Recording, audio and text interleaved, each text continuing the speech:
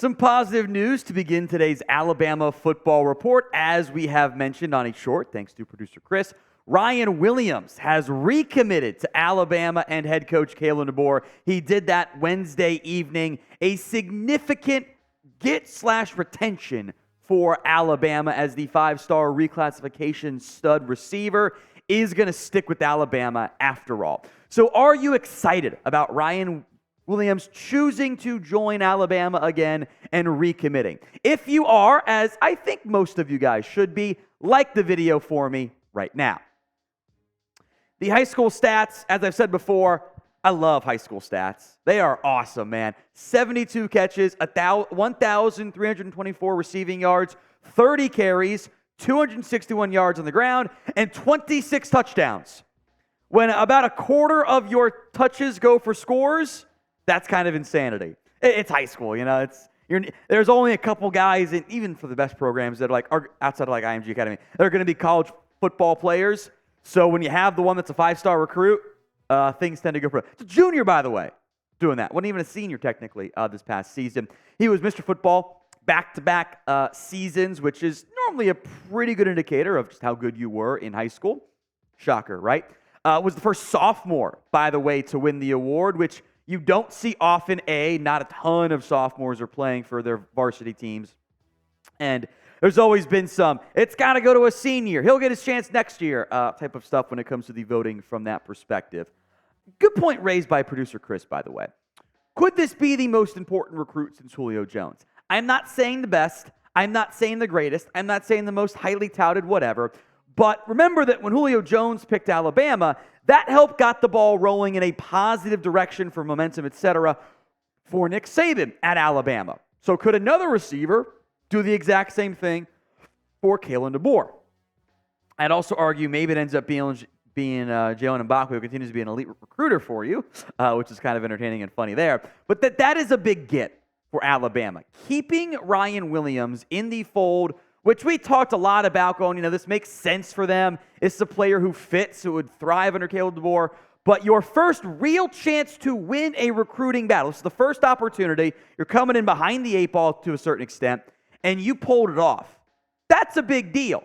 And now that's something you can build positive momentum on moving forward. So what do you think? Is Ryan Williams the most important recruit for this program since Julio Jones? You can be honest. No's are fine too. It's democracy. Y for yes, N for no. Go vote for me in the comments section. Now, a couple new 5 stars, kind of, sort of, in the rankings. 24/7 Sports has adjusted their individual statuses, which, how did you already do that, by the way? Like, what? This is, for me at least, for guys that have already committed and signed, this is kind of like going back after the NFL draft and regrading based on where they went, and grading your profiles. That's not fair. It's not supposed to be done. Anyway, I digress. Yay for Alabama and for Brown and for Mincey. They earned the 5-star status there. Both are still 24/7 composite 4 stars, which factors in all the other different ranking services, weightedness, etc. there. And you might have to lean on one or both of these guys because there is still a severe lack of depth when it comes to the secondary for this program. Domani Jackson's the transfer. And then it's freshmen. It's Brown, it's Mincey, it's Mbakwe, it's Drake Kirkpatrick. It's like, you're kind of thin. Both safety, corner, and that husky, kind of that similar to star position when it's all said and done. That makes things a little bit dicey.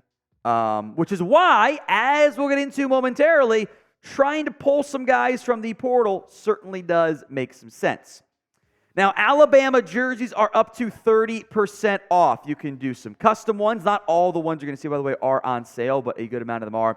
You can do some customized, to a certain extent, alumni jerseys. So you can pick and choose guys like Bryce Young, Julio Jones, etc. There's a lot of good variety on there. If you didn't know what you wanted for the holidays, or if you're a girl out there watching, your man would love an Alabama football jersey for Valentine's Day. That would go over great. Go to chatsports.com/Alabama jersey and get up to 30% off from Fanatics. Link will be in the comments section and the description of today's show. Into the juicy bits here. Portal poaching season is once again open as Jim Harbaugh, as expected, was named the Chargers' new head coach also on Wednesday night. That opens the 30-day portal window for Michigan players. Now, the expectation is and has been that offensive coordinator Sharon Moore replaces Harbaugh as the Michigan head coach. And hiring from within does help keep some stability for Michigan. However, also pretty likely that defensive coordinator Jesse Minter follows Harbaugh to NFL, or maybe if the Ravens lose their DC, they do the same thing and poach the Michigan defensive coordinator. That could lead to some defensive players entering the portal. Plenty of articles already out there about who could leave, where could they go. Bama getting linked to several of those players. We'll break down the two more notable names, plus another portal player linked to the Crimson Tide. But we are still narrowly behind in the January sub battle with time running out. Hit that sub button so you don't miss out. YouTube.com/@RollTideTV. More free Alabama football videos. Now, the two biggest players to watch here, guys that could very well be first-round picks in the 2025 NFL Draft that would help out Alabama. Will Johnson, the corner, and Mason Graham, the defensive lineman, which certainly is impactful. Will Johnson, he did miss some time this year due to some banged-upness there, but this is one of the best young corners in the NFL, in college football, excuse me. Will Johnson's numbers have been fantastic in his time in Michigan. This is probably going to be the number one corner. Again, completion percentage is that low, yards that low, INTs that high, really good results. Also, by the way, he is pretty good friends with Domani Jackson, which seems like something we should at least mention, and maybe you can kind of work hard to, because Johnson wanted to flip Jackson to Michigan originally. Maybe the inverse could now end up being true. That would be this would be one of the biggest portal gets if he actually entered, if he actually left, which not sure is actually going to happen, by the way. But it'd be significant. It would be up there along with the lines of a Caleb Downs impact. Shorter, but maybe better at this point.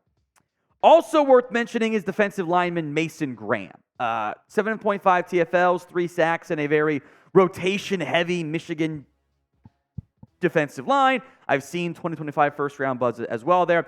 I don't think defensive line is that big of a need for Alabama. They have pieces. They have bodies already. There is depth there, but I'm not going to say no to adding more talent if he wants to come to Alabama, right? I'd love to get Will Johnson. I'm tampering so hard right now from Alabama. Everybody does it. It's fine. Nobody actually cares. And especially if you miss out on Jabbar Muhammad, you need more cornerback help.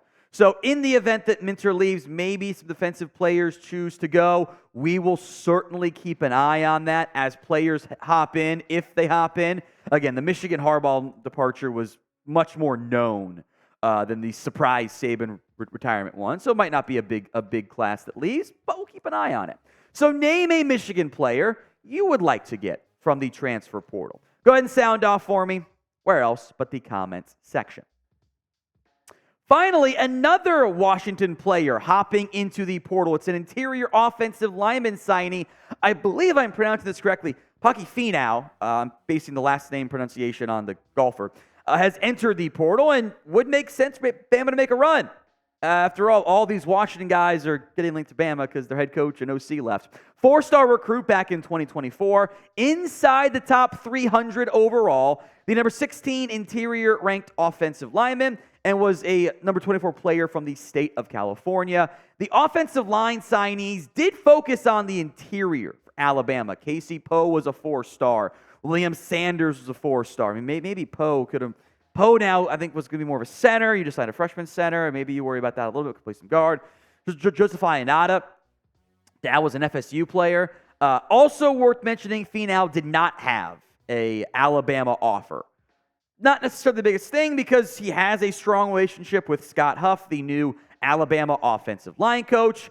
And if you can add more offensive line talent, I will never be mad at it. There is a severe lack of good offensive line talent in college football, in high school, certainly in the NFL.